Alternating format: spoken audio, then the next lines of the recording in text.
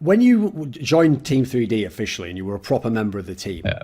right? I don't want to just assume just because you and Ronald are both Asian Americans that somehow, like you knew each other or you connected or something, because, there's no reason to assume it. But were you friends? Did you have any sort of a special connection already before you joined the team? Or was it like joining a team with players you didn't know? I think I was joining a team with players I didn't know, but I forgot who I actually got connected with in the very beginning, which is interesting. But if I were to say it out loud, it would probably be ending up with joining with people I didn't really play with often. Okay. So, what did you think of Team 3D as an atmosphere then? Because I know in their team, because they had big sponsorship and stuff, it wasn't just like playing like, oh, here's a fun team and, here's 5 guys that know each other, right?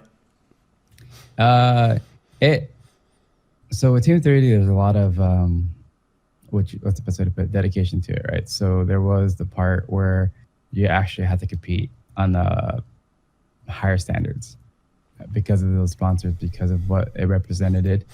And however, it wasn't like forcing each other to play with each other, right? It was kind of like, we'll play games and we had fun playing with each other. So that was probably the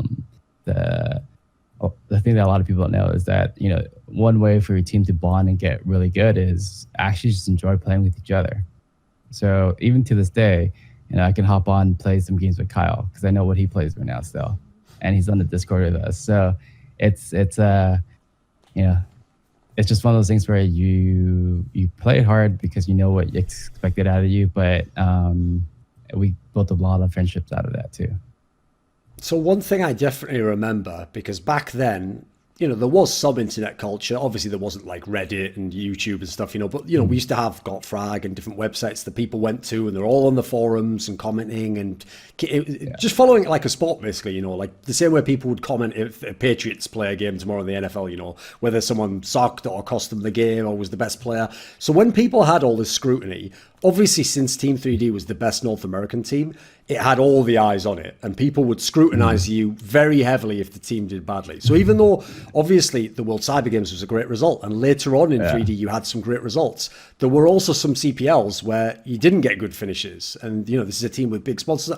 How did you handle that? Like, what do you think the problem was? Because this team, obviously, the names in the team looked amazing. It was like all-star players, right?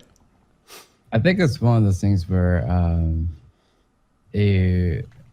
to me, I always put it as you win some, you lose some. All right. And if you're good, your odds of winning is always higher. So statistically speaking, you're better than the average. Just one of those times where I just don't think we connected. I remember another tournament where I went to, we just didn't connect. And, it just happens and it sucks sometimes, but you just got to not take it personally. I guess that's the best way to put it. And just say, okay, chuck this one out the door and let's go back to how we normally know how we can play. So that's probably what I chucked that tournament out to be.